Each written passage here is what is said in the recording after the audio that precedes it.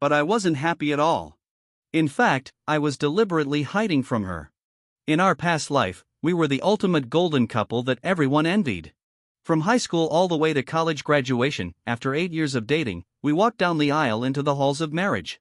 Following that, her career experienced a massive breakthrough. Her company even became a Fortune 500 giant, but she also became increasingly busy, leaving at the crack of dawn and returning late at night. I originally thought we would grow old together until our hair turned white. But slowly I realized she seemed to have mutated. Her alone time with me became less and less, and she became more and more domineering, always wanting to completely control me. Once I stayed out drinking with my bros and came home a bit too late, she marched straight over to find me.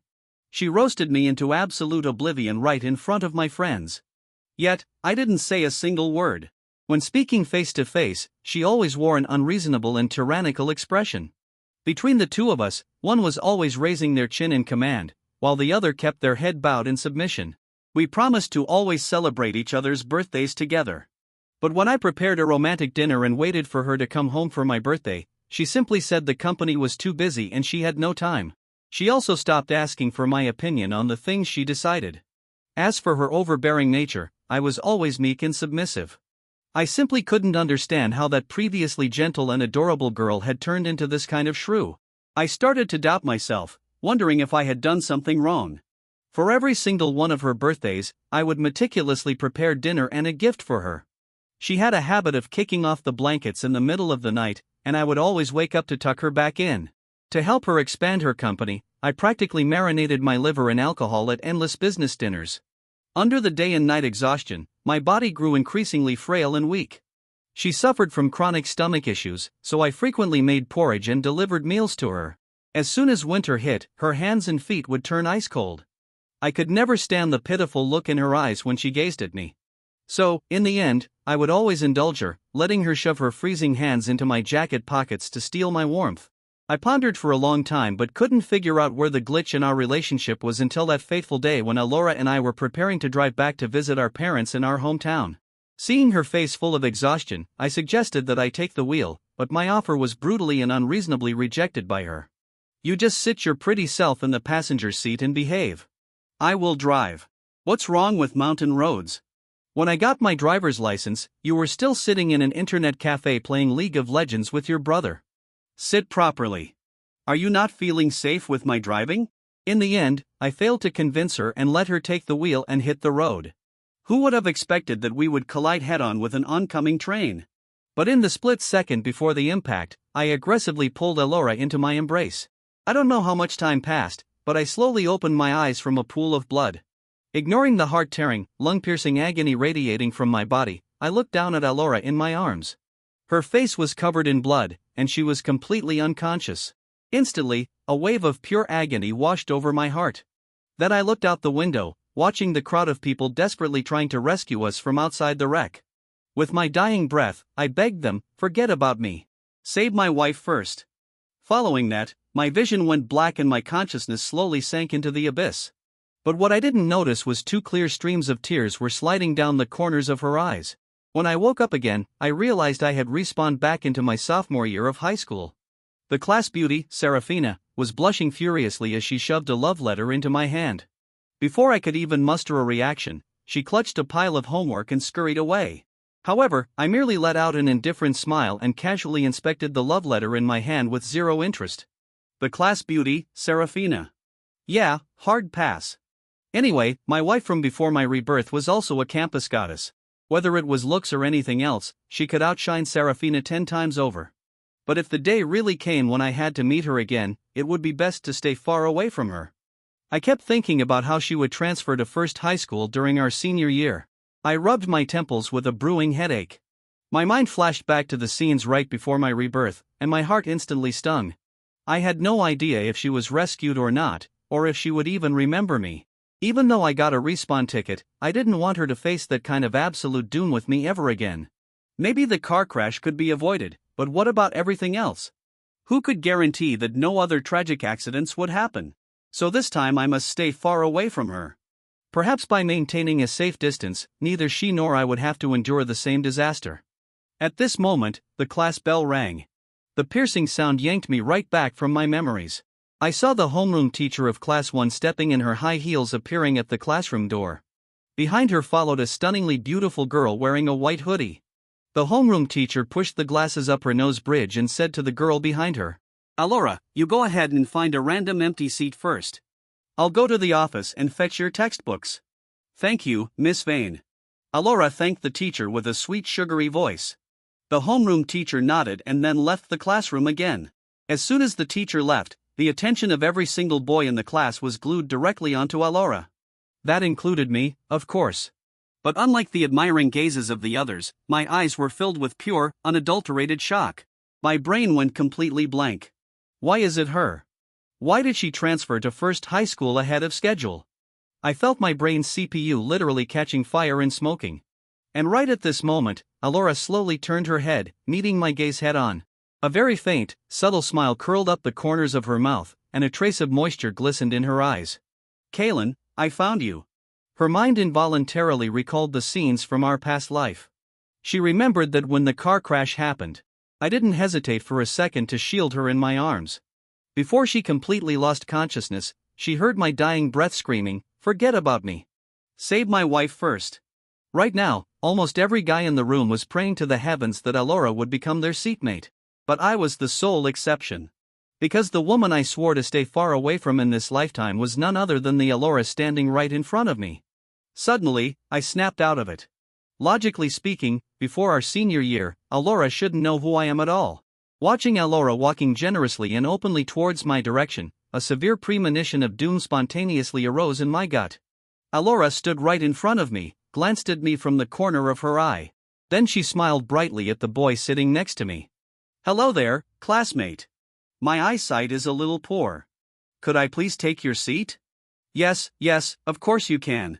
That boy jolted like he had been electrocuted, standing up immediately to give his seat to Alora. And at this point, I could no longer maintain my calm. I coldly said to Alora, "There are so many empty seats in the classroom. Why must you insist on sitting here? Do you really want to know?" Alora stood beside me, bending down to give me a playful glance. She lowered her voice and whispered secretly, "I saw you staring at me all this time. I thought you liked me. Turns out I happen to like you, too. So, I'm sitting here. Is that okay?" I furrowed my brows. In my memory, the high school version of Alora would absolutely never be this aggressively flirtatious. Something was definitely wrong. But what exactly was it? After my previous seatmate packed up his stuff and scrammed, she sat down directly beside me. Miss Vane also chose this exact moment to return with a stack of textbooks for Alora before officially starting the lecture. I sat in my seat pretending to listen attentively to the class. But my peripheral vision was slowly and constantly scanning Alora until class was dismissed. I still couldn't figure out what on earth was going on. After class, the class monitor, Cormac, instantly trotted over to strike up a conversation. He expressed his desire to introduce the class dynamics to Alora, but he was coldly rejected by her. Cormac could only awkwardly walk away after making a fool of himself. But at this exact moment, Alora suddenly turned around and chuckled at me. "Am I really that pretty? You've been staring at me for a whole period." I quickly retracted my gaze, looking out the window. "I wasn't looking at you." Alora scoffed with disdain. "TCH, wasn't looking at me then. Why did your eyes keep darting over here? Is the blackboard hung on the classroom door?" "Kaylin, lying is not something a good student should do. As your seatmate, I have the right to teach you basic student ethics," I said with zero empathy. "If you want to preach, go find Cormac. He was the one trying to impress you anyway. Look for him. He's just a little kid. I have zero interest." Alora curled her lips. "He's a little kid." I stopped my sentence dead in its tracks because I suddenly remembered that Alora and I had just met. Logically, there's no way I should know Alora's age and birthday, let alone know that Cormac was slightly older than both me and Alora. So, I smoothly pivoted the conversation. "Looking at you, you should be younger than me. Cormac is a bit older than me." "Ooh, la Kaylin, aren't you a smart cookie?" Alora pursed her lips and giggled. "You guessed right. I am indeed younger than you. So, since you have zero interest in him, you have no reason to be this enthusiastic towards me either," I said with a dead serious face. Right now, I didn't even care about figuring out why she transferred early. I just wanted to cleanly sever ties with her as soon as possible. But who would have guessed that Alora would blurt out, "You hit different." "How am I different?" I asked in confusion. "Do you really want to know?" Alora leaned her body forward, closing the distance between us. At such a close proximity, I could clearly hear even the sound of her breathing. I took a deep breath and glanced at the face of the girl in front of me. I had to admit, Alora was drop-dead gorgeous. Even in this high school era, she was top tier. Alora leaned close to my ear and whispered, "Then I'll secretly tell you a secret. You absolutely cannot tell anyone else." Hearing this, I frowned slightly, then gave a tiny nod. Then Alora put on a dead serious face and declared, "Kaylin, actually I am your future wife." Hearing this, my eyes widened instantly. The look I gave Alora was packed with pure disbelief. How did she know I was her future husband? What did she mean by saying that? Was she predicting the future or just messing with me? Could it be she also retained her past life memories? While I was still in a state of shock, Alora suddenly covered her mouth and burst out laughing. All right. I'm just playing with you. What if I also told you that we died together and that's why I came back to this era? Would you believe it? Actually, it doesn't matter if you don't believe it. But to sum it all up, you only need to know one thing. Then Alora propped both hands on the desk and stood up, her tone leaving absolutely no room for debate. I like you. At this moment, the look in my eyes towards her was incredibly complicated. Just now, I clearly heard her mention that we had actually died once. The car crash from our past life was still vividly playing in my mind. But what I didn't expect was that Alora didn't survive either, and she had also respawned. But my original plan was to hide from her in this life. This wasn't just because I didn't want to get into another fatal accident with her, but also because our married life in the past was far from happy. Alora looked at my silent demeanor, rested her chin on her hand, and mumbled to herself. Makes sense, though. The current you shouldn't know me yet. You're as innocent as a blank sheet of paper. It's normal that you don't know how to react. But don't worry, I will guide you properly. Hearing this, I was absolutely speechless. This crazy woman is an absolute menace. She actually wanted to get close to me starting from our student days. If you act like this, how am I supposed to keep my distance from you? No, I must escape this woman's clutches. Even though she respawned too, she doesn't know that I also respawned. So, I can totally pretend that I'm just an ordinary person. I don't know any Alora at all. As long as I keep rejecting her relentlessly, she definitely won't end up with me and repeat our past life. Thinking of this, I took a deep breath, stood up, and said coldly, Alora, although I have no idea what you're talking about. If you insist on sitting next to me, spouting nonsense that has nothing to do with studying, I think I can easily apply to the teacher to change seats. At this moment, I was completely not looking at the girl in front of me as my wife. She was merely a newly transferred classmate. At most, a slightly cute and pretty one, nothing more. However, my ice-cold words not only failed to make Alora back off, but they actually made her even more thrilled. I saw her biting her lip, gently poking my chest twice with her finger. Kaylin, are you sure you don't want to be my seatmate? Then let me tell you another secret. If you become my boyfriend, you can skip 20 years of struggle.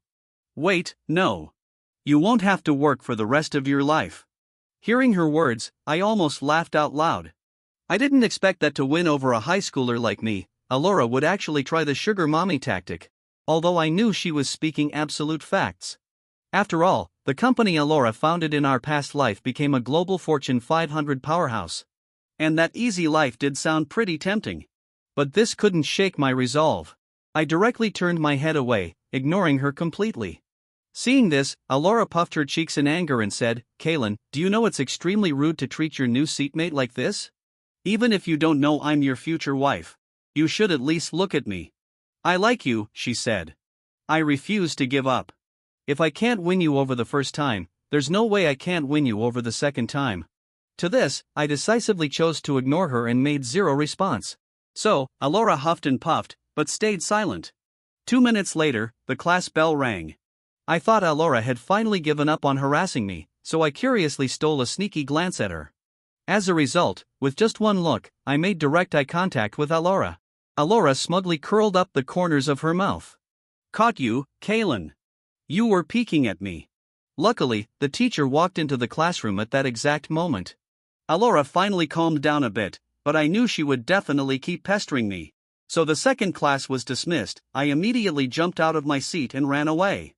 On the way to the sports field for assembly, I bumped into my childhood buddy Rowan. He looked at me with pure envy and said, "Damn, Kalen, you're a legend. A super cute girl just transferred to our class and she's already throwing herself at you. But I have to admit, you two sitting together looks like a perfect match. A talented guy and a beautiful girl." I scoffed disdainfully. "Ha, that's just your imagination." However, the very next second, Rowan's words sent a literal shiver down my spine. He spoke as if he had discovered a new secret. "Right.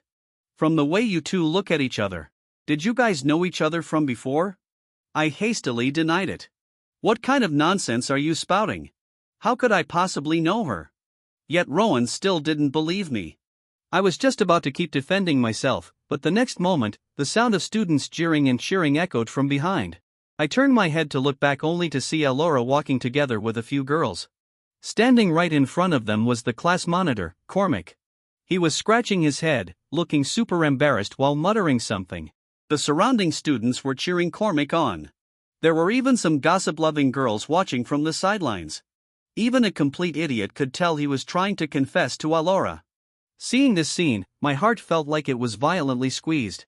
Even though I had already decided to stay far away from Alora, why did it still hurt to see another guy hitting on her? Meanwhile, Alora was getting incredibly annoyed by Cormac's constant advances. Then, she suddenly spotted me standing not too far away. She hurriedly stood on her tiptoes and waved at me frantically. "Kalen, could you come over here for a sec, please?" While saying that, she even gave me a playful wink. Seeing Alora summoning me, my brain was screaming at me to maintain a safe distance. Minimize contact with her. However, my legs completely betrayed me and walked right toward her. Alora looked at Cormac and said coldly, "Weren't you asking me what kind of boys I like?" Then she beamed happily and pointed at me. "I like boys exactly like him." The entire scene instantly fell into dead silence. Even though it was the noisiest recess period, it felt as if we were isolated from the world. It was terrifyingly quiet. However, after just a brief moment, the sports field erupted into chaos again. Does this count as a confession? Of course it does. Kalen is a top student and he's super handsome. Even for a gorgeous girl like Alora to take the initiative and confess to him, isn't that totally normal? The surrounding students gossiped wildly. Meanwhile, Alora slightly pursed her little lips, a victorious smile blooming on her face. She didn't mind at all if I refused to acknowledge her. She could totally just start her plan to win me over. Nobody knew my personality better than her. Sure, I might have given her the cold shoulder on day one, but I was exactly the type to have a stubborn mouth, but a soft heart. As long as she treated me well, I would definitely feel it. Thinking of this, Alora deliberately flashed a sweet smile at me in front of all the students. "Kalen, I didn't expect you to actually come over. Looks like you do care about me quite a bit." Although I had no idea what Alora's ultimate goal was, I just needed to deny it with all my might. I was just walking by to watch the drama. But Alora declared boldly and shamelessly, "Well, I don't care. Anyway, you heard it just now. I just happen to like you." Hearing this, my headache reached critical mass. If her words from before could still be brushed off as just an excuse to reject Cormac, then right now it was undeniably a public confession. Suddenly, a soft female voice echoed from the crowd. "Ah, Alora, you like Kalen, too?" Alora instantly felt a surge of anxiety. Who dares to try and steal my husband? She immediately whipped her head toward the source of the voice. She saw the class beauty, Serafina, looking shyly at me and Alora. My eyes instantly lit up. This is my perfect escape route. So before Alora could react, I proactively greeted Serafina. "Lately, I've noticed my literature grade slipping a bit. Could you maybe help tutor me?" "Really?" Serafina looked at me in shock. "Yeah, really?" I threw a cautious glance at Alora beside me and nodded vigorously. At this point, Alora's face was swelling up with pure rage. "But my grades weren't even as high as yours in the last monthly exam. Even though I'm very willing, I don't think I have the ability." Serafina was visibly conflicted. Although she liked me, she couldn't be as bold as Alora to offer tutoring. She felt her grades weren't good enough. However, I didn't care about Serafina's reaction at all.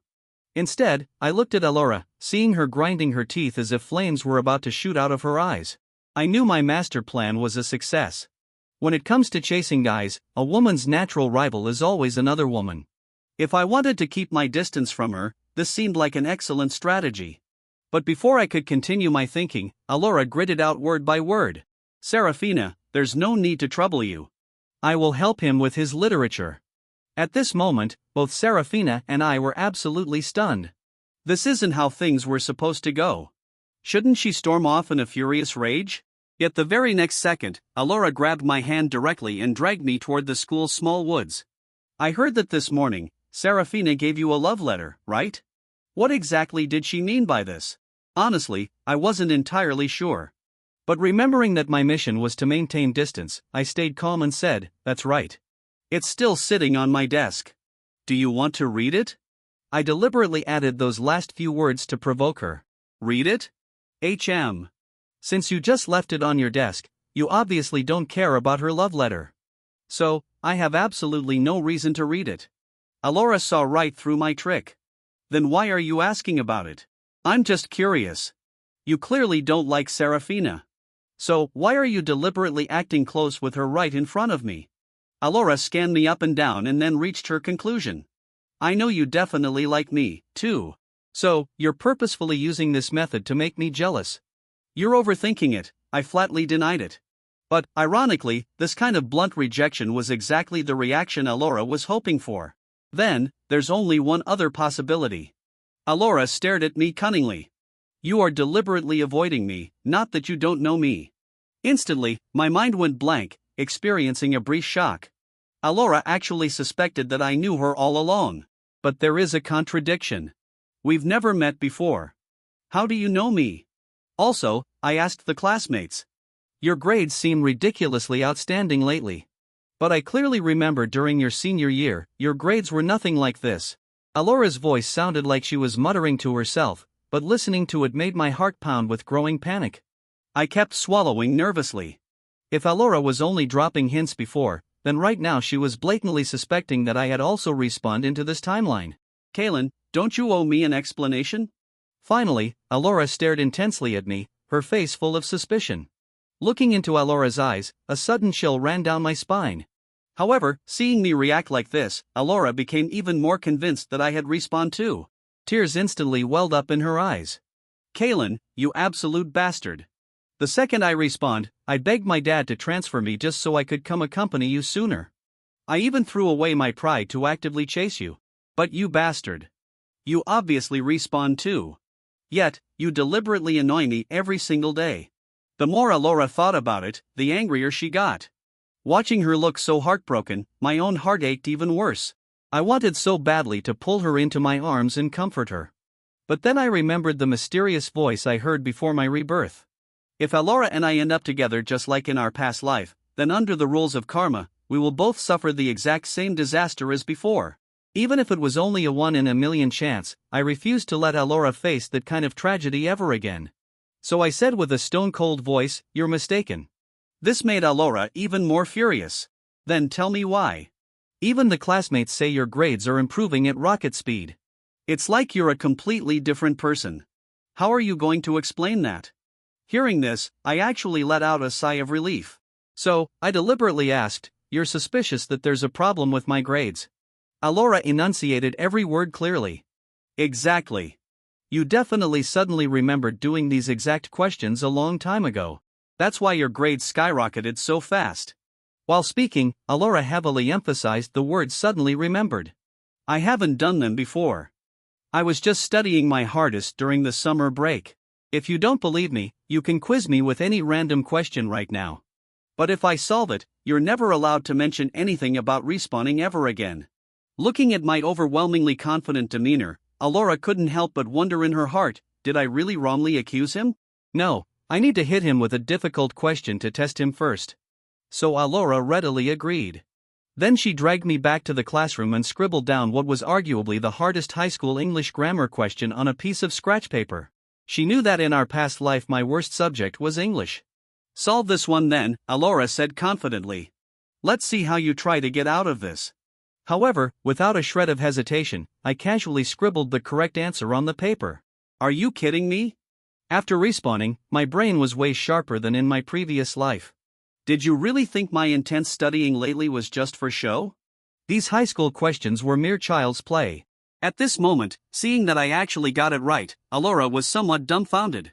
How could this be? Could it be that because of my own respawn, the original timeline changed? That didn't seem entirely impossible. Meanwhile, I deliberately put on a look of total disdain. Honestly, I never understood what you were even suspecting me of. Snapping back to reality, Alora flashed me a sweet smile. Nothing. I'm just so happy seeing the boy I like being this excellent. Can't I be happy for you? At this point, Alora genuinely believed I hadn't respawned. Yet, she didn't give up on continuing her pursuit. She constantly remembered how after the car crash in our past life, even while critically injured, I was still shouting, "Forget me. Save my wife first." In that moment, she felt like the luckiest woman in the world because she had a partner who valued her life above everything else. Therefore, even if we met again after respawning, and I treated her as cold as ice, the thought of giving up never crossed her mind. Suddenly, Alora seemed to realize something. Right? Hubby is only 17 right now. No wonder he's so cold to me. I definitely chose the wrong approach. After all, boys at this age all long for romance. Being this direct must be making him feel completely overwhelmed. Should I go find someone to help me come up with a plan? So, Alora instantly went to look for her best friend from her past life, Briar. Because of their shared history, Alora was intimately familiar with all of Briar's hobbies. So the two quickly became close friends. Alora then asked Briar for advice, and Briar didn't beat around the bush. She directly suggested that Alora start with things I liked. So, at noon, right as I got back to the classroom and sat down, Alora leaned over. "Kaylin, I was wrong. Okay, I admit that all that stuff I said before about respawning or me being your future wife was completely made up by me." I couldn't help but shoot her a suspicious glare. What does she want now? Voluntarily denying the truth about respawning. It's a trap. She definitely has some plan. While I was still trying to figure out Alora's intentions, Alora moved her face closer and spoke in an incredibly soft voice. "So, when I talk to you, can you stop being so cold? At the very least, I'm still your seatmate, right?" Although I was a bit puzzled, I gave a tiny nod. Alora blinked her eyes at me again. "As a classmate, can I share things I like with you?" I knew I had zero room to refuse. After all, her wording was very clever. Just as a classmate, not a respawner, not a future wife, not even an admirer, purely just a classmate. So, I helplessly asked, "What is it?" She reached under her desk and pulled out a phone with earphones plugged in, handing one earbud to me. "A song I really, really love."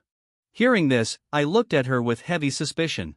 This girl went through all this trouble just to make me listen to a song. Something's off. I need to stay alert. Then with half belief and half doubt, I put the earbud in. A familiar melody instantly filled my ear. This was my absolute favorite song from my past life. My heart jolted in panic. Oh no, could this girl still be suspicious of me? Is she testing me again? So I secretly glanced at her, only to see her smiling as sweet as candy. "How is it? Isn't it great? I love it so much." However, right when Alora was waiting for me to respond so we could have a deeper conversation, I roughly pulled the earbud out. Then I pointed to the textbook in front of me. "Thanks. The song is great, but I have to study hard because my family doesn't have much money." After saying that, I shifted my gaze fully back to the textbook, leaving Alora staring blankly in utter confusion. Alora let out a long heavy sigh. Then she got up, sat next to Briar, and whispered, "Briar, I failed again." Kaylin would rather stare at a textbook than spare me an extra glance. Briar looked utterly exasperated. "Of course you'd fail doing that. I saw everything," Alora said with a face full of grievance. "Didn't you say I should cater to his interests? It took me so much effort to find out what song he likes. I even downloaded it specially at noon just to let him listen." Briar spoke like a mother scolding a child. "When I said cater to his interests, I didn't mean it the way you understood it. Do you even know what type of girl he likes? A mature boss lady, a cute sweet girl, or even an innocent, scheming type?" Hearing this, Alora asked carefully. "I think I heard someone say he prefers the cute type." "Then it's simple. Instead of taking the initiative aggressively, why not wait and let him come to you? Just act like a cute, sweet girl and you'll succeed." For a moment, Alora was left speechless. Although her appearance and natural personality fit that style, ever since she became a CEO, she had gotten used to being a powerful lady. Asking her to act cute and act spoiled now was really difficult for her. However, during the afternoon classes, she kept stealing glances at me until school ended. Alora suddenly asked, Kaylin, school's out. Do you want to go to the court and play basketball? Hearing this, memories slowly flooded back. In the past, almost every day after school, I would play basketball for 2.5 hours before returning to the dorm. And in our past life, we also met because of basketball. It's just that after respawning, I played far less often. So to stop her from growing suspicious, I deliberately said, I'll probably play for a while before going back. But what does that have to do with you? Alora smiled sweetly. I can be your cheerleader while you play. Then she crossed her thumb and index finger over her chest. Finger hearts. At this moment, I almost couldn't hold back my laughter. I never expected that the cold female CEO from my past life would say she wanted to watch me play basketball and make finger hearts. But then I remembered that in our past life, Alora often acted cute and spoiled me. Oh no, is she testing me again? Instantly, I forced a blank expression and glanced at her fingers. Sorry, I don't know what that means. And then I just walked away. Seeing this, Alora wanted to cry but had no tears. She wanted to slap herself. Her cute act was going well, but this was 2010. Who even does finger hearts in 2010? Miscalculation. Total miscalculation. She still hadn't fully adapted to this era. The next morning was a mock exam. For me, this was obviously easy, but for Alora, it was harder than climbing a mountain. After finally enduring the exam, Alora let out a sigh of relief and was about to ask me out for lunch to check answers. But unexpectedly, the class beauty Serafina got to me first. I saw Serafina ask me shyly, Kaylin, how did you do on the mock exam? How about we go to the cafeteria together and compare answers over lunch? Seeing this, Alora immediately flew into a rage. This girl not only wrote a love letter to my husband, but now she's asking him out for lunch. She definitely has bad intentions. So Alora glared at Serafina fiercely and declared, no way. Kaylin already agreed to have lunch with me. But I coldly cut in. I never said that. Are you kidding me? How could I give her any chance to get close to me? Alora was so angry she couldn't speak. She never expected me to contradict her like that, and I took the chance to slip away. That night, Alora's mother found out her exam grades were terrible and angrily gave her an ultimatum. Your dad and I have already decided. If your grades don't improve by the monthly exam, you're going back to school in our hometown. Alora was on the verge of crying. It's over. It's all over. I'm completely doomed. The next morning, after staying up all night worrying, Alora caught a cold. I watched her pull out a tissue, thinking sadly about the past. Whenever she was sick back then, I would take care of her gently and stay by her side. But now, I acted like I didn't know her at all. What was she even hoping for? When you're in a bad mood, everything feels depressing. Alora sighed and slumped over her desk to ease her spinning head. But when I walked into the classroom and saw how miserable Alora looked with her cold, my heart ached. I loved her deeply, yet I couldn't show my true feelings. But watching Alora sneeze nonstop, I couldn't hold back. I went to the infirmary, grabbed a box of cold medicine, and placed it on Alora's desk. Then I glanced at her casually and said flatly, you have a cold. Take some medicine. After that, I went back to my seat. Alora was instantly overjoyed because the familiar green packaging was exactly the medicine she took every time she caught a cold. Kaylin, I know you came to class later than usual today. Alora sat up straight immediately. You definitely saw I was sick, so you went to get medicine for me, right? However, I remained completely silent, my eyes fixed on my textbook. But this didn't shake Alora's guess at all. It has to be true. Otherwise, why would he bring cold medicine out of nowhere? He definitely cares about me. Then Alora happily got up to fetch hot water and took the medicine. But looking at my distant, aloof look, she chuckled and teased. Kaylin, if you like someone, you should say it openly. If you want to chase me, I won't reject you. Hearing this, I rolled my eyes at her. Who's chasing whom? I think the whole class knows the truth. Just then, I saw Rowan walk into the classroom sneezing nonstop. So I turned to Alora and said, by the way, to avoid misunderstandings, I need to clarify something. That medicine was meant for Rowan. So after class, you should go to the infirmary and get another box for him. Hearing this, Alora's face fell, filled with grievance. Am I not beautiful enough? Am I really less important than your friend? Seeing Alora's pitiful, hurt expression, I sighed inwardly. Since I know being together will only bring tragedy, it's better to keep my distance from the start. However, during evening self-study, I looked at Alora, who had fallen asleep on her desk. I still worried she would get even sicker. So, I took off my jacket and draped it over Alora. And all of this was seen by Briar. After class, I packed my things and went straight home. At this time, Briar gently woke the sleeping Alora. Alora, look at you. But Alora looked confused. Ha? What's wrong with me? I just fell asleep, Briar said mysteriously. Feel your shoulders? My shoulders? Isn't this Kaylin's jacket? Alora pulled the jacket down and frantically looked around for me, wanting to return it. But Briar looked at Alora as if she was being silly. Did you sleep your brains out? Today is Friday. He packed his things and went home a long time ago. Briar muttered again. It's a real pity though. He clearly cares about you a lot. If you went to return the jacket and confessed, you might win him over. Too bad he's probably already home by now. Alora's eyes instantly lit up. It's not a pity. Not at all. Briar's words gave her an idea. She could use returning the jacket as an excuse to get close to me. So what if he went home? She knew the route to my house better than the way to her own home. I wonder, will hubby be very surprised to see me? Saturday morning, I was reading a book in my room while light rain fell outside. Suddenly, there was a knock on the front door. When I walked over and opened the door, I was shocked to see Alora standing there, her hair dripping wet. Alora gave me a sweet smile. Thanks for your jacket. I didn't expect you to care about me so much during evening self-study yesterday. I took the jacket from her hands and noticed Alora had no umbrella. Hearing the rain outside growing heavier, I frowned and asked, You didn't bring an umbrella? Alora said hurriedly, I know, right, Kaylin? When I was walking over, the rain suddenly started pouring. I might just be unlucky, but don't worry, I didn't get your jacket wet.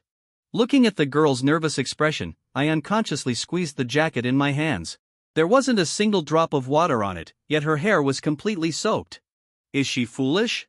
Even though I've been so cold to her, why does she care so deeply? She would rather get soaked than let the jacket get wet. Doesn't she know she hasn't fully recovered from her cold? At that moment, my heart felt as if it had been stabbed by a knife. The pain was indescribable. I glanced at Alora. Come inside first. Then I walked straight into the bathroom. Alora followed me inside happily. I'm coming. What are you busy with?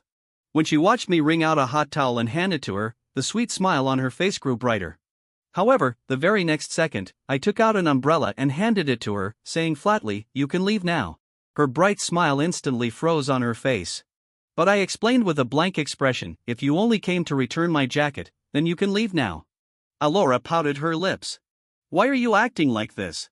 Won't you even let me stay at your house for a little while? I thought to myself. In our past life, you stayed here countless times. But out loud, I made an excuse. My dad isn't home. It wouldn't look proper. Besides, I have things to do. But Alora had already made up her mind before coming over. How could she give up so easily? So she waved her hand casually. What does proper matter? I don't care at all. What are you afraid of? Relax. Just do your own things. I won't disturb you. I'll be very well behaved.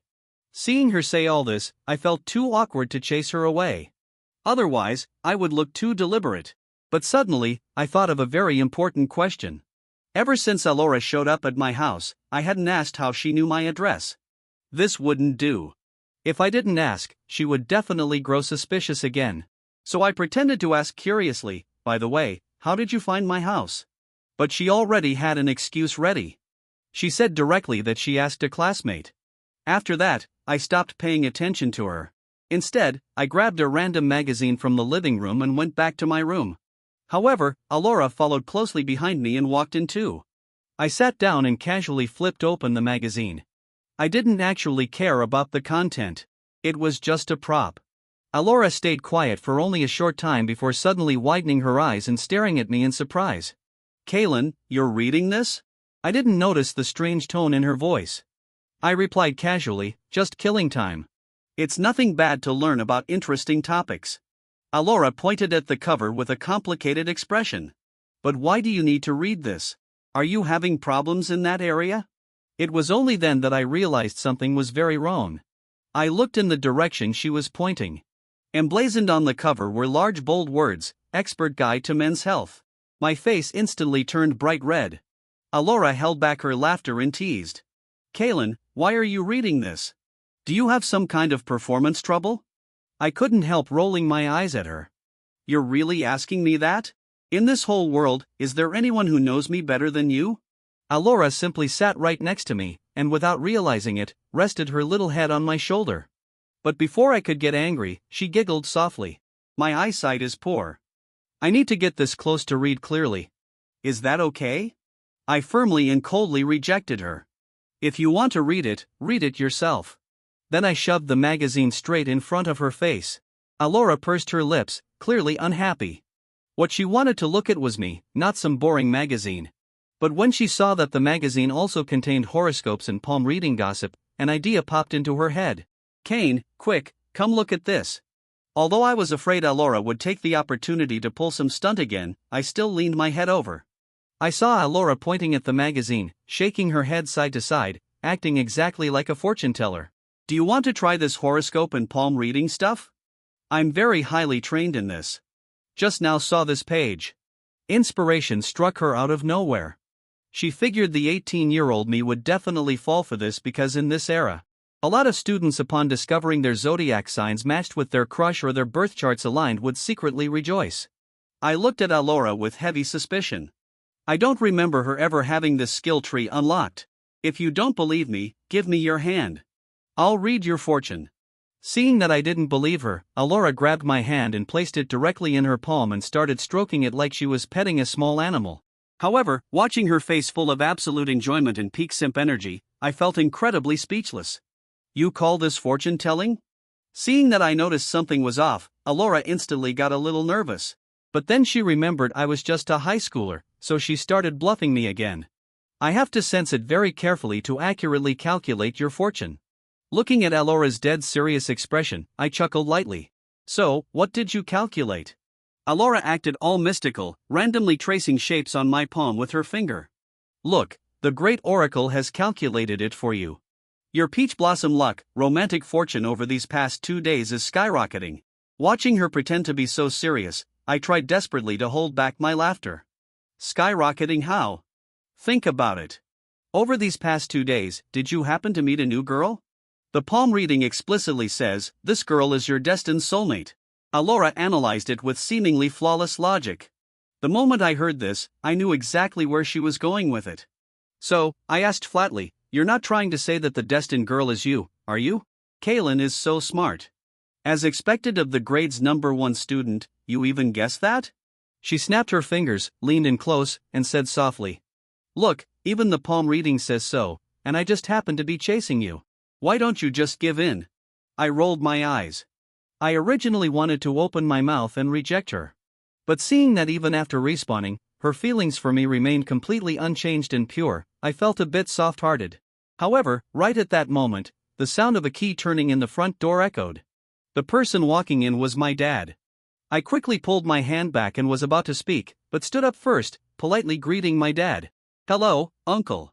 I am Kaylin's classmate, also his seatmate. My name is Alora. My dad nodded, but his brows slightly furrowed. When he walked in just now, he clearly saw our hands holding each other. This kind of intimate gesture was definitely not something normal classmates would do. Alora naturally guessed what my dad was thinking, so she quickly explained that the teacher asked her to tutor me in literature and we were just discussing studying. Hearing it was arranged by the teacher, my dad instantly let out a sigh of relief. Then, seeing that the rain outside had stopped, he bid farewell and left. Watching Alora's retreating back, a wave of complicated emotions surged in my heart. I knew full well that the respawn girl was still completely in love with me. But to prevent the tragedy from happening again, I had no choice but to force a distance between us. This conflicting emotion made me feel incredibly terrible. The next morning, I grabbed my prepared items and headed to Willow Creek Cemetery. Today was my mom's death anniversary. My dad had to go work overtime at the factory, so he told me to go first. I found my mom's tombstone. Just as I finished setting everything up, my dad finally rushed over. He patted my shoulder, his tone somewhat heavy as he said, "I'm going to have a little chat with your mom." However, when I stepped aside to give him space, I realized Alora was standing right behind my dad, and she was holding a bouquet of white chrysanthemums in her hands. Alora spoke softly. "It just so happened that my taxi passed by your house, and it just so happened that your uncle was walking out, and then it just so happened that I was passing by here on my way. So we came together." Then she handed the bouquet to me. "Help me give this to Auntie." I hesitated for a moment but still nodded and placed the flowers next to the tombstone. Then Alora pulled me to the side and said solemnly, "Uncle told me something." "What is it?" I asked calmly. "He said if he had the chance to do it all over again, he definitely wouldn't have married Auntie, and he would have stayed far, far away from Auntie. Even if he wasn't far away, he would only protect her silently from the shadows. But I think doing that is actually wrong." I looked at Alora's serious expression and remained silent. "Uncle only talked about what he would do if he started over, but did he ever think about what your mom would do if she started over? I think she definitely would still choose to love Uncle." Alora's tone was incredibly resolute.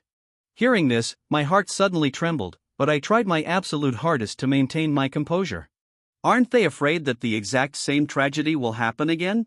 Alora stole a sneaky glance at me and said with complete disregard, "Of course, they'd be afraid, but what's the use of being afraid? You love the other person so much. Why would you let fear stop you from being together? If I didn't even have the courage to be with him anymore, then what's the point of starting all over again? I might as well just go die." Alora sniffled, looking at me with slightly blurry eyes. "No matter what, I'm going to try. I refuse to watch the boy I love get together with some other girl." Alora's words completely scrambled my emotions. Truth be told, I didn't want to see her with another guy either, even if it was just another guy trying to flirt with her. Starting over, nobody knows what will happen in the future. So, should I give it a try, too? At this moment, I felt like my world had somehow shifted. After the memorial, my dad took a taxi back to the factory for work. Alora and I waited for a long time, but couldn't flag down a cab, so we decided to walk to the bus station to hail one. Alora clasped her hands behind her back, openly and generously tilting her head to look at me. Walking together with the person you love during the drizzling rain season, this was absolutely the most wonderful thing in the world. And for Alora, an opportunity like this was incredibly rare. No work, no contracts, only me. When we passed by a small convenience store, I stopped in my tracks and asked, "Want some water?" This was the very first time since my rebirth that I initiated anything with her. Alora was stunned for a second, then broke into a happy, sweet smile. "Okay, your treat." I gave a small nod, then walked into the store. Subconsciously, I reached for a bottle of cola because in our past life, Alora's absolute favorite drink was this. Our fridge at home was practically stuffed with cola. However, right at that moment, Alora quickly closed her umbrella and walked in. She said, "Mineral water is fine." That's when I remembered in our past life, Alora drank so much cola that it eventually ruined her teeth and caused severe toothaches. So, I grabbed 2 bottles of mineral water and handed one to Alora. Alora took the water, but immediately shoved it straight into the little leather purse slung over her shoulder. "This is the very first gift Kaylin has ever given me. I must treasure it carefully. When I take it out to look at it later, it will definitely feel so sweet." Watching her look so smug and triumphant, I couldn't resist the urge to tease her. So, I deliberately said, "The only thing you can store long-term is wine. If you keep mineral water for too long, it'll just grow maggots." Alora's hand jolted and she almost dropped the water straight onto the floor. "Kaylin, you're so gross. If I'm gross, why are you still following me? I can't help it. Who told me to like you? Too bad. No matter how hard I chase you, you just won't say yes. But that's okay. No matter how much you reject me, I'm just going to keep following you." I smiled faintly, popped open my umbrella, and prepared to leave. Seeing this, Alora directly squeezed herself under my umbrella. But my umbrella wasn't very big, forcing the two of us to press very closely together. "Kaylin, tell me, it's one thing that you rejected me when I chased you. But why did you ignore Serafina when she chased you, too?" Actually, Alora had always been deeply confused by this. Logically, at the prime age of 17, it should be the era where hormones rage and everyone wants to date. I casually tossed out a very reasonable excuse. "You've seen my family's financial situation, dating and stuff. I'll think about it after I get into college." But what I didn't expect was Alora seemingly found a massive loophole in my logic. Oh, is that so? Then I'll wait until you get into college. Will you agree to be my boyfriend then? Hearing this, I froze for a second. I never expected her to actually say something like that, but my heart fluttered in response. Thinking that I had already decided to try and change things, I deliberately baited her. Wait until I'm in college. Yeah. Anyway, I've already locked on to you. As long as you agree to let me be your girlfriend, I can wait however long it takes. Alora spoke with absolute unshakable conviction. Whatever. This time, I didn't flat out reject her. Instead, I gave an ambiguous, non-committal answer. However, just this tiny uncertain response was enough to make Alora jump up and down in front of me in pure excitement. You agreed. You agreed to let me chase you. Watching her look so overjoyed, I suddenly remembered another pressing issue. So, I casually remarked, that's not what you should be worrying about right now. Then what is it? In my heart, you are the absolute most important thing. Alora tightly clenched her little fists. This was literally the entire meaning of her rebirth. But when I reminded her that right after the weekend was the monthly exam, the currently hyped up Alora looked like someone had hit the pause button on her. I'm doomed. If I bomb the monthly exam, I'll get deported right back to my old school. But no matter how much we worried about the monthly exams, they still arrived right on schedule on Monday. In the classroom, I was packing up the books on my desk, prepping for the exam. But my eyes darted worriedly toward Alora, given her current academic level. There was absolutely zero chance she'd get a good score. If I wanted to save Alora from having to transfer back, I had to figure out a solution.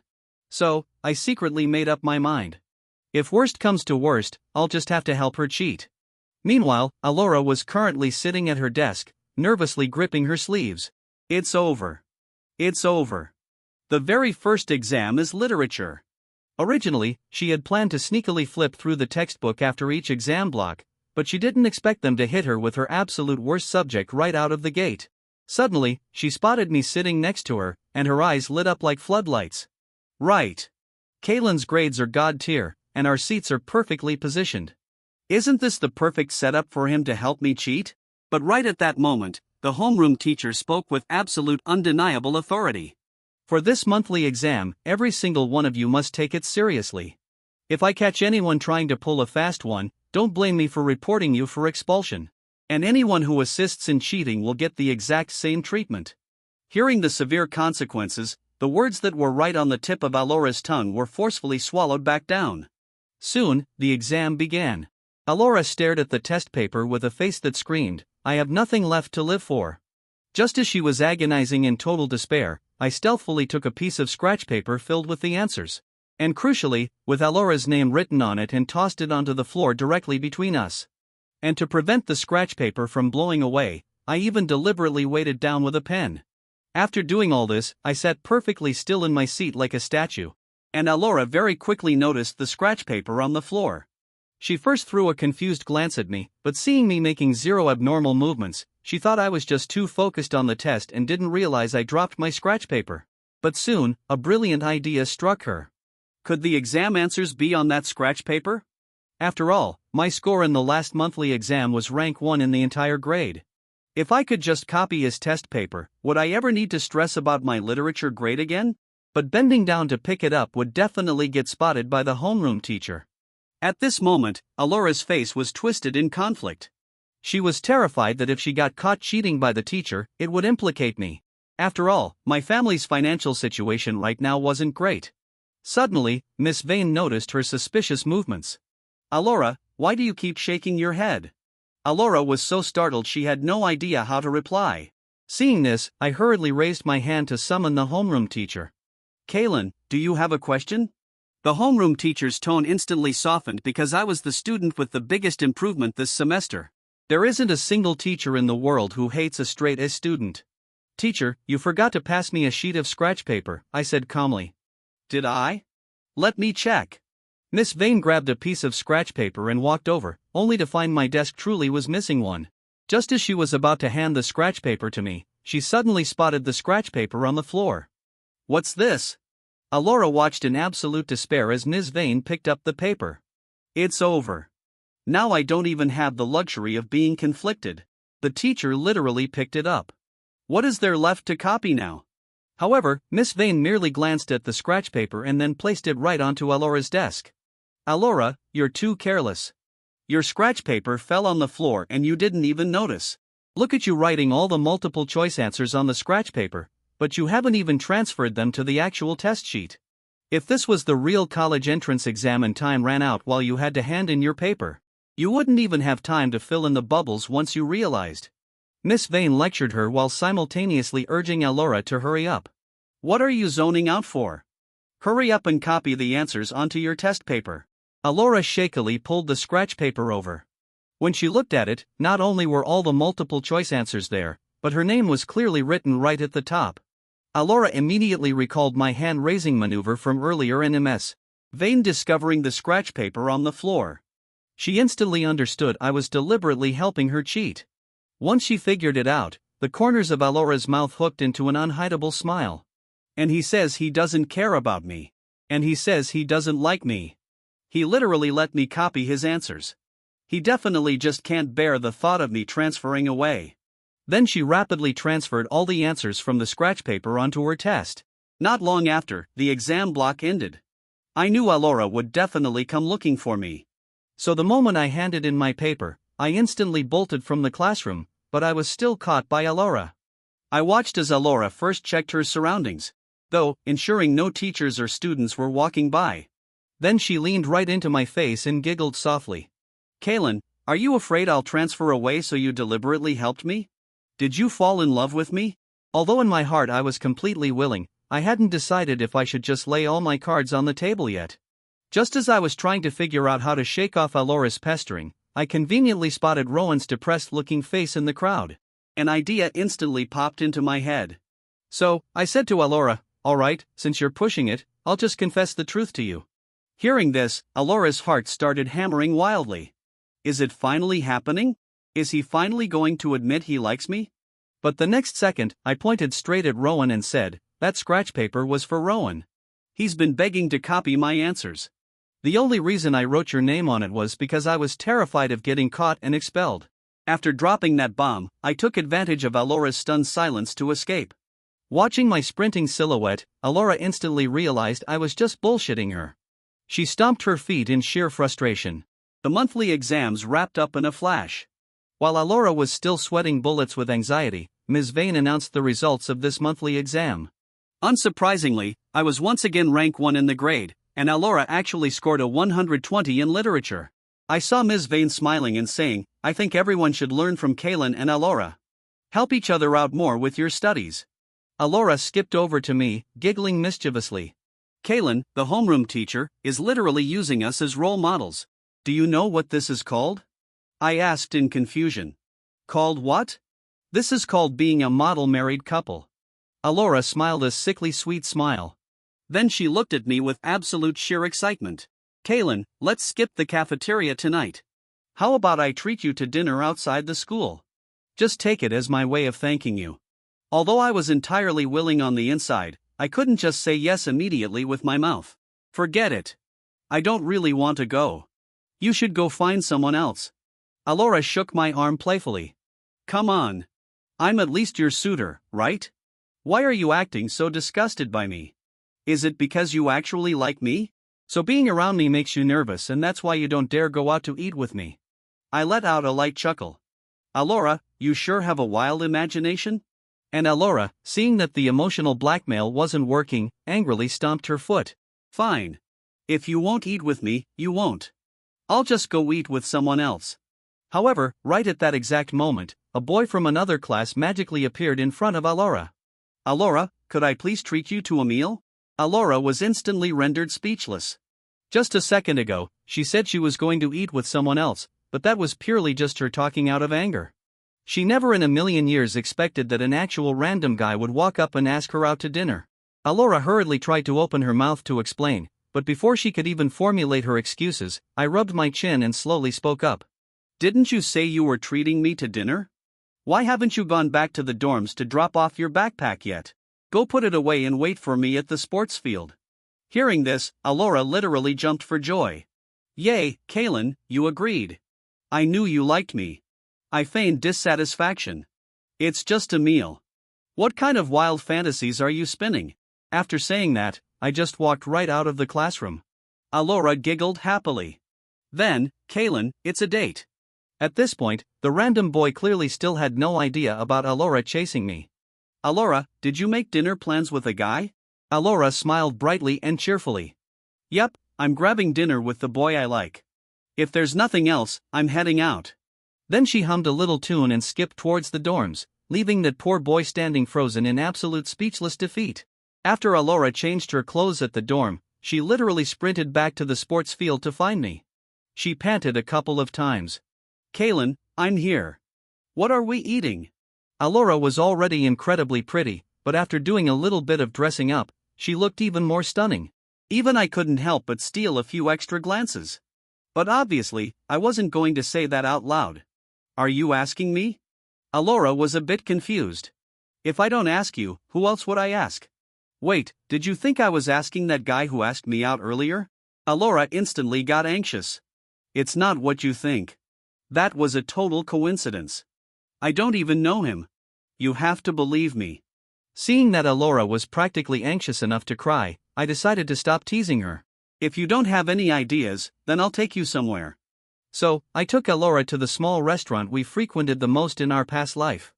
Right now, that restaurant was temporarily open in a small narrow alley. Under the gradually darkening sky, the deserted alley actually looked a bit creepy. Alora followed me inside cautiously. Why does this place feel so spooky? It's not dangerous, right? Alora spoke subconsciously. Are you afraid of running into bad guys? Or are you afraid I'm going to do something to you? I teased her. Alora chuckled. He. Of course, I'm not afraid of that. Since there's nobody around, if we really ran into a bad guy, that bad guy would have to be you. If you wanted to rob me of my virtue, I definitely wouldn't resist. My only fear is that you wouldn't have the guts to do it. Watching Alora's face full of eager anticipation, I didn't know whether to laugh or cry. God knows what's going on inside this girl's head. At her current age, doing something like that guarantees a minimum 3-year prison sentence. Soon, we arrived at the entrance of a rundown little restaurant. Alora curiously poked her head out to look. When she saw the 4 big characters Chinese-style restaurant on the signboard, her face instantly registered absolute shock. Isn't this the exact restaurant he took me to for our very first date in our past life? But why is it open way out here? Then a radiant joyful smile burst onto Alora's face. Then let's eat here. The food here is super delicious. Alora was beyond hyped right now. She didn't expect that in both lifetimes our first date would be at the exact same restaurant. I looked at her and deliberately asked with a confused tone. You've been here before? Alora giggled. I came here once, but it was a very long time ago. As soon as Alora and I stepped into the restaurant, she expertly ordered all her favorite dishes from the boss. Then she turned to me, beaming with joy. Kaylin, does this count as us going on a date right now? I casually replied, of course not. As Alora stared at me with giant eyes. Why not? You literally agreed to let me chase you. So, sitting down and eating together doesn't count as a date. Alora's words made me want to laugh and cry at the same time. It's just eating a meal. I eat with Rowan every single day. Does that mean I'm going on dates with him, too? Alora giggled mischievously. Don't think I'm just some naive 16 or 17-year-old little girl. Let me tell you, when a boy and a girl eat together alone, that is 100% a date. Alora stuck her tongue out and then said with a dead serious face. So, it's totally normal that you don't understand this. Suddenly, Alora sneakily leaned closer. Kaylin, actually, it's totally fine if you've never dated before. You can just find a girl and practice, right? Alora, speaking so solemnly, combined with such absurdly terrible advice, made the whole vibe incredibly comedic. I smiled helplessly. You mean, for example, practicing with you? Alora nodded vigorously, then spoke with massive narcissistic confidence. Look at me. I'm so pretty. I refuse to believe you don't have even the tiniest bit of feelings for me. You're definitely just too embarrassed to admit it. I understand all of this. I speechlessly rolled my eyes at Alora. Just then, the boss brought out the soup first. Alora instantly scooped a bowl for me and continued her relentless questioning. Kaylin, are you really not going to consider it? While I was internally extremely willing, my mouth still stubbornly rejected her. No consideration. Suddenly, I pivoted the conversation. Actually, when it comes to dating, I am a little bit curious. You can teach me. I teach you literature. You teach me how to date. We can consider it an even trade. Alora gave a goofy nod. It took her a moment to process what I just said. Her face erupted in sheer excitement as she laughed. Kaylin, did I hear that right? You're asking me to teach you how to date? I feigned dissatisfaction. Are you not willing to? Alora laughed her signature hee-hee. Willing? Beyond willing. If I wasn't willing, it would mean my brain had malfunctioned. Alora dramatically coughed twice to clear her throat.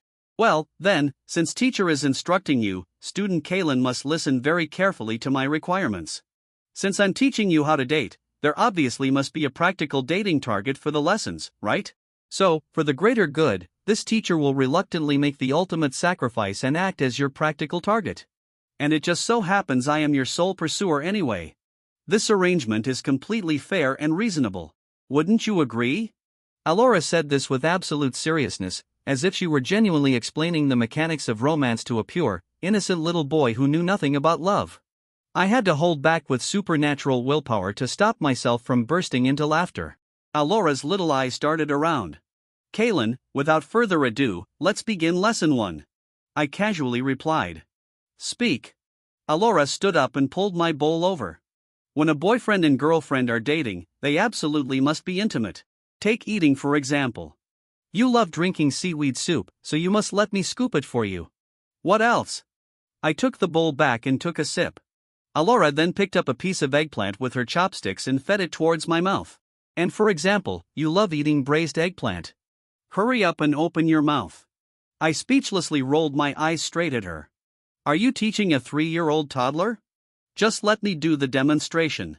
Anyway, the point is, when your girlfriend treats you well, you just have to accept it, Alora summarized. I smiled helplessly. Then what am I supposed to do? Alora pointed at a dish. You can copy what I do. For example, I love eating shredded pork with potatoes. You put some on my plate. So, I picked up some shredded pork with potatoes and placed it in front of Alora. Alora happily ate it in one bite. Exactly like that. After that, Alora continuously fed me food, and every single time it was exactly the dishes I liked. And then she made me feed her in return. From 8 p.m., we ate until almost 9 p.m. Even though Alora's tummy was already bulging, she still flagged down the boss to order more food. I smiled helplessly. Are you still not full? Alora chuckled cheerfully. I am full, but I still want to eat more. The food you feed me is just too delicious. Then stop eating. Check, please. After saying that, I paid the bill. Alora hurriedly said, Kaylin, we agreed I was treating you to this meal. I gave a small smirk.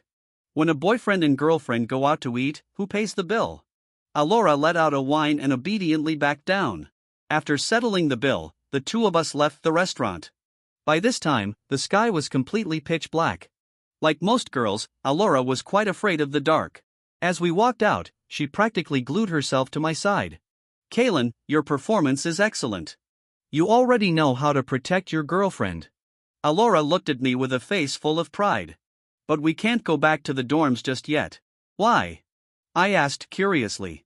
Alora chuckled, hee, and said as if it was the most obvious thing in the world.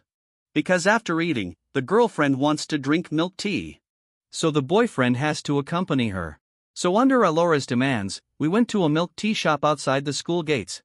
We ordered 2 cups of chocolate-flavored milk tea. Alora craned her neck over, took a sip of my milk tea using my straw, and then used the straw to suck up a boba pearl from my drink. Isn't this a bit childish? I looked at her helplessly. Even if we weren't the adults from our past lives, even for a 17-year-old, Alora's actions were still super childish. Okay, how is this childish? Kaylin, I can tell you clearly haven't been paying attention in class. She put her hands on her hips, slapping on a dead serious face. This is called a girl taking the initiative to be intimate with you. How could you possibly call her childish? Then what am I supposed to say? I looked with high amusement at the seemingly innocent girl in front of me. You're supposed to say, baby, you're so cute. I'm literally dying from your cuteness. Alora's line left me completely floored. I couldn't hold it back anymore and burst out laughing. The next morning, I went through my usual routine, bought some bread, and walked into the classroom. But today, Alora arrived even earlier than me. "Kaylin, your milk." Alora placed the milk on my desk. From her very first day transferring here, she would buy a carton of milk for me every single day. Although every time I didn't even spare it a glance and just tossed it straight into her desk drawer during recess. But this time I took it, poked the straw in, and said, "Thanks." Alora cheerfully shook her head and smiled. "No need to thank me because it's not entirely for you anyway. I need to drink some, too." Hearing this, I was a bit confused. Just one carton of milk. How are two people supposed to drink it? However, the very next second, Alora pulled out a straw from God knows where and aggressively jammed it right next to my straw in the carton. Before I could even speak, she beat me to the punch. If you ask, it's part of the lesson. Take notes. Before 8 a.m., Miss Vane arrived in the classroom early. She cleared her throat and announced that this Friday's parent-teacher meeting would be held as usual. After making the announcement, she told everyone to open their textbooks for class. As soon as the first period ended, Alora immediately turned around and beamed happily at me. "Why are you looking at me?" I shot her a side eye. "Because you look good," Alora pouted and paused, realizing I didn't seem to have much of a reaction. In fact, my gaze had already shifted to the text we just covered in class. So, she said dissatisfied, "Hey, Kaylin, you're supposed to say, you look good, too." I nodded and casually replied, "You look good, too." Alora looked at my half-hearted, dismissive attitude and instantly got mad. "Then turn around and look at me when you say it." Throughout the day's classes, Alora was actually very satisfied. After all, with this dating lesson method, as long as it wasn't anything too outrageous, I wouldn't reject whatever she asked me to do. For example, using my fountain pen to write her homework or reciting formulas and texts she needed to memorize to me first. This method did have its downsides, though. Because we were in school, going to the cafeteria together or asking me to take a walk on the sports field wasn't very convenient. And my excuses were completely flawless. What if the teacher sees us? At the time, Alora couldn't help but think, we're literally an old married couple. What the hell are we afraid of teachers for? Finally, evening self-study arrived. Miss Vane was called away by the grade director for a meeting. The evening self-study was supervised by the class monitor, Cormac, sitting at the podium. "Kaylin, there are no teachers around right now, right?" Alora leaned her body towards my side. "So, what do you plan to teach me now?" Of course, I knew she was just using teaching me how to date as a cover to flirt with me. "Let me think. This lesson is extremely crucial," Alora said seriously. "Isn't there a parent-teacher meeting this Friday? Do you know what this is called between couples?" Hearing this, I blurted out, "Meeting the parents." "Kaylin, you are way too smart." I gave her a speechless side eye. Is this girl actually treating herself like a 7-year-old? So, I sat up straight and said, "All right, it's evening self-study now. Your teaching time is officially over." "What do you mean?" Alora didn't understand. I said, "You tutor me in dating and I tutor you in literature. Since it's evening self-study, it's the perfect time for me to tutor you." "Then how do you plan to tutor me?" Alora nervously swallowed a gulp of saliva. "Since you've been so incredibly enthusiastic in tutoring me, I naturally have to double that enthusiasm." Hearing this, Alora's face lit up with pure joy. "Really?" But the corners of my mouth curled up. Copy the classical Chinese text we learned today 20 times. Alora completely didn't expect that the so-called doubled enthusiasm meant copying classical texts. She was so mad. However, what she didn't expect was the most infuriating part wasn't copying the texts. Right after school ended, when she asked me to go out for dinner again, I threw a literature study guide right at her face. "Finish all the exercises on the page I folded. I'm checking it tomorrow." Alora was dumbfounded. "Are you assigning me homework? If you don't finish it, don't even bother teaching me how to date anymore. Take care of yourself first." "Fine, I'll do it," Alora said weakly. That threat was an absolute fatal strike against her. Returning to the dorm, Alora let out a lone, heavy sigh. Briar asked curiously, "Why were you radiating happiness in the sour stench of love yesterday, but today you look completely defeated?" Alora pulled out the study guide I gave her with an intensely complicated expression. "No way. You actually bought a study guide?" Briar's eyes widened in shock. "You have to know from the day she transferred here until now, She looked absolutely miserable every time she had to do homework. Why was she voluntarily increasing her own workload now? Alora said helplessly. Kaylin assigned it to me. Briar instantly understood everything. She walked over, patted Alora's shoulder, and spoke with deep, profound wisdom. Little Alora, don't suffer so much. You need to look at it this way. Kaylin's book plus your handwriting. That is the crystallized fruit of your love. Alora's forehead was covered in black lines. Other people's crystallized fruits of love are babies. Ours is a freaking study guide. Friday morning, the students in our class all had faces that looked like they were going to a funeral. After all, the parent-teacher meeting was happening this afternoon. Those with bad grades were definitely terrified of getting roasted by their parents. And those with good grades were terrified that bad behavior in class would get snitched on by the homeroom teacher. Probably in the entire class, I was the only one who looked completely chill and unbothered. Even Alora was trembling, clutching her tiny fists. I'm so nervous. I'm so nervous. Kaylin, aren't you nervous? I gave her a speechless side eye. Being nervous doesn't change anything. Grades and behavior are already set in stone. Besides, didn't you do pretty well on this monthly exam? I'm not nervous about that, Alora said with a face full of agitation. I'm nervous because you haven't even finished my little dating masterclass yet, and now you have to meet your future parents-in-law. What do we do? I pursed my lips. What the hell is going on in this girl's head? How did she go from a rational ice-cold female CEO after respawning right back to her neurotic high school persona? During the lunch break, it was time for all the students' parents to arrive at the school. Almost everyone was waiting obediently at the classroom door. Soon, my dad emerged from the crowd to celebrate me getting top marks again. He even specially bought me a cell phone. Right after my dad entered the classroom, Alora instantly scurried over. Kaylin, hurry up and save my number. She impatiently pulled out her own phone. I subconsciously started typing in Alora's phone number, but luckily I caught myself just in time. I waited for Alora to dictate her number and then correctly typed it in. However, Alora suddenly stopped me. How can you just save my actual name? Alora said, clearly displeased. Then what should I save it as? The corners of my mouth curled up. I instantly knew what stunt this girl was trying to pull. Alora spoke with perfect logic. I've told you so many times you have to treat me like your girlfriend. Who saves their girlfriend's contact as just their name? You should save it as baby darling or wife. I chuckled lightly and deliberately said, then let's go with the last one. Really? Alora's eyes instantly lit up. It had genuinely been so long since she heard me call her wife. But when she looked down and saw that the name I saved was actually old lady, Alora instantly lost her mind. Am I that old? She immediately lunged to grab my phone, determined to delete that second old character. But right at that moment, a freezing cold female voice echoed from behind her. Alora, a proper young lady like you, what on earth are you doing? Alora's body went stiff, and she slowly turned her head. Mom, I wasn't doing anything. I didn't do anything at all. But Alora's mother's gaze landed squarely on me. She wasn't an idiot. Her daughter getting this intimately close to a boy at school. 8 times out of 10, something was going on. However, at this moment, I took a step forward and said calmly, hello, Auntie. I think you should help with her studies.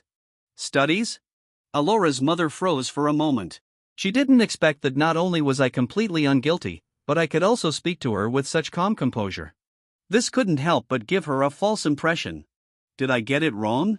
Does my daughter actually not have any puppy love tendencies? I nodded and said, Miss Vane asked me to help tutor Alora in literature. So, I felt I should tell you about the areas where she needs improvement. Ah, so you're the boy mentioned. Alora's mother's expression gradually softened. After all, the homeroom teacher had already sent her Alora's test scores from this exam. She had also seen the massive improvement in Alora's literature grade. And today she had originally planned to properly thank the classmate who helped her daughter. Right. You mentioned earlier that grades still have room for improvement. As her mother, what should I do? Alora's mother asked. Facing her inquiry, I answered with absolute composure. Although Alora scored 120 this time, I helped her organize the majority of the test topics beforehand. It should be considered an overperformance. If she wants to score this high on the next monthly exam, she has to work even harder. Alora, standing to the side and watching my flawless performance, couldn't help but have her eyes light up. I didn't realize hubby was this smart when he was young. Ask her to use an overperformance to explain this exam's grade. That way, even if I can't cheat on future monthly exams and my grades drop, I have a perfect excuse. So, that's how it is. Young man, thank you so much. Alora's mother smiled slightly and said politely, by the way, you mentioned there are areas she can improve in.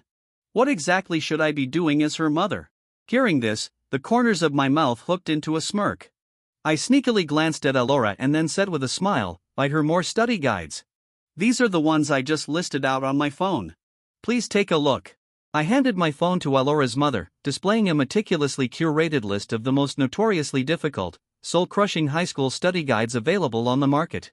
These, I said with a perfectly straight face, are essential for consolidating her foundation. Alora's mother's eyes practically sparkled with gratitude. This is wonderful.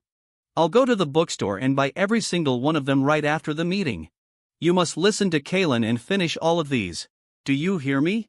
Alora stood there, her jaw practically unhinged, looking at me with an expression of absolute, profound betrayal. Her eyes screamed, "I thought you loved me. Why are you giving me the ultimate torture package?" I merely offered her a polite, encouraging smile. "Don't worry, Auntie. I will personally supervise her progress every single day." "Excellent. You are such a good boy," her mother beamed. As soon as her mother turned around to greet another parent, Alora lunged at me, pinching my arm. "Kaylin, you absolute demon. Do you want me to die of exhaustion?" she hissed under her breath. I chuckled softly, leaning in just enough so only she could hear. "Consider it advanced tuition for your dating masterclass. Besides, if you want to get into the same university as me, you can't rely on my scratch paper forever." Hearing the words, "same university as me," the anger instantly evaporated from Alora's face. A brilliant, undeniable blush spread across her cheeks. She bit her lower lip, trying and failing to suppress a triumphant grin. "Fine, if it's for our future, I'll grind those study guides into dust." And grind she did. Over the next year and a half, the dynamic between us settled into a bizarre but incredibly warm routine. By day, I was the ruthless tutor, mercilessly checking her homework, and forcing her to memorize vocabulary until her eyes crossed. By night, during our walks or dinners, she was the relentless dating instructor, forcing me to hold her umbrella, share her snacks, and gradually breaking down the icy walls I had built around myself. Slowly but surely, I noticed something profoundly different about the Alora of this timeline. In our past life, as her company grew, she had stopped listening. She became a tyrant who dictated my life. But the Alora sitting next to me now, despite her playful arrogance and mischievous schemes, was incredibly attentive. If I slightly furrowed my brows at a certain dish, she would remember and never order it again. If I looked tired, she would quietly pack away her beloved dating antics and just rest her head on her desk, giving me peace. She was actively choosing to be a partner, not a boss. Yet, the shadow of our past life still loomed heavily over me. The closer we got to the college entrance exams, the heavier my heart became. The mysterious voice from my rebirth echoed in my nightmares. "If you end up together, just like in your past life under the rules of karma, you will suffer the exact same disaster." I couldn't let her die again. Even if it broke my heart, I had planned to cleanly sever ties with her the moment we graduated. The day the final bell of the college entrance exams rang, the entire school erupted into a frenzy of flying papers and cheering students. But I slipped away from the crowd, walking alone toward the quietest part of the school's botanical garden. I needed to figure out how to say goodbye. "I knew you'd be hiding here." I froze. I turned around to see Alora standing under the shade of a large oak tree. The setting sun cast a golden halo around her, but she wasn't smiling her usual sweet teasing smile. Her expression was calm, mature, and painfully familiar. It was the look of the woman I had been married to for years. Alora walked toward me step by slow step, stopping just a few inches away. "You're planning to run away, aren't you?" she asked, her voice trembling slightly. "Now that the exams are over, you're going to use the excuse of going to different cities to finally push me away for good." I looked away, my fists clenched at my sides. "It's for the best. You've improved your grades. Your future is bright. You don't need me anymore." A curse word sounded harsh coming from her, breaking the delicate high school persona she had maintained for so long. "Kaylin, look at me." When I didn't move, she reached out and gently grabbed my face, forcing me to meet her tear-filled eyes. "I know you respond, too," she whispered. The words dropping like a bombshell in the quiet garden. I've known since the day you solved that English grammar question. I just played along because I knew if I forced you to admit it, you'd run. My breath hitched. If you knew, then why? Because in my last moments, trapped in that crushed car, I finally realized what a monster I had become. Tears spilled down her cheeks, washing away the facade of the carefree girl. You shielded me. Your body was broken. You were bleeding out, and your last words were begging them to save me. In that second, my entire life flashed before my eyes. And all I saw was how I took your gentle soul for granted. I saw how I belittled you, how I prioritized board meetings over your birthdays, how I turned the man I loved into a submissive shadow. She choked on a sob, her hands trembling against my cheeks. I cried not because of the pain of the crash, Kaylin. I cried because I realized I ruined the best thing that ever happened to me and I was going to lose you forever. My heart shattered. The resentment I didn't even know I was holding on to dissolved in the face of her genuine agony. Kaylin, she sobbed. I respawned and the first thing I did was run to find you. I threw away my pride. I played the fool. I acted cute. All because I wanted to show you that I can change. I won't be that tyrant ever again. I just want to be your wife, a real one this time. I reached up, my own vision blurring with tears, and gently wiped her cheeks. Alora, before I woke up in this timeline, a voice warned me. It said, if we end up together exactly like our past life, karma will repeat itself. The disaster will happen again. I'm not running because I don't love you. I'm running because I'd rather live the rest of my life watching you from afar than watch you bleed to death in my arms ever again. Alora's eyes widened, the final piece of the puzzle falling into place. She finally understood my coldness, my distance, and the deep silent agony in my eyes whenever I looked at her. Instead of backing away in fear, she stepped forward and wrapped her arms fiercely around my waist, burying her face in my chest. You idiot, she cried, laughing through her tears. You absolute beautiful idiot. Did you not hear the exact wording of your own prophecy? I froze. What? She looked up at me, her eyes burning with an unshakable, fierce determination. If we end up together exactly like our past life, Kaylin, do we look like the same people from our past life? I looked at her, really looked at her. She wasn't the tyrannical CEO, and I wasn't the submissive, silent husband who just swallowed his grievances. We had spent the last 2 years communicating, bickering, compromising, and healing. The timeline is already changed, Kaylin, she whispered, reaching down to intertwine her fingers with mine. I'm not starting that company this time. I don't care about the Fortune 500. I just care about you. We've rewritten the variables. The equation won't end in the same result. I stared at our intertwined hands. The heavy, suffocating chain of fear that had bound my heart for 2 years finally snapped. She was right. We weren't doomed by fate. We were only doomed if we repeated our mistakes. And we had already proven we could be different. A slow, genuine smile broke across my face. The first truly unburdened smile since my rebirth. I pulled her tightly into my embrace, resting my chin on top of her head, smelling the faint scent of her shampoo. You really are a menace. You know that? I murmured into her hair, forcing me to do all those study guides with you. Alora giggled, wrapping her arms around my neck. Well, student Kaylin, your dating instructor has one final lesson for you. Do you know what a couple is supposed to do when they finally confess their mutual feelings under a romantic sunset? I looked down into her sparkling, expectant eyes. For once, I didn't roll my eyes. I didn't offer a sarcastic remark.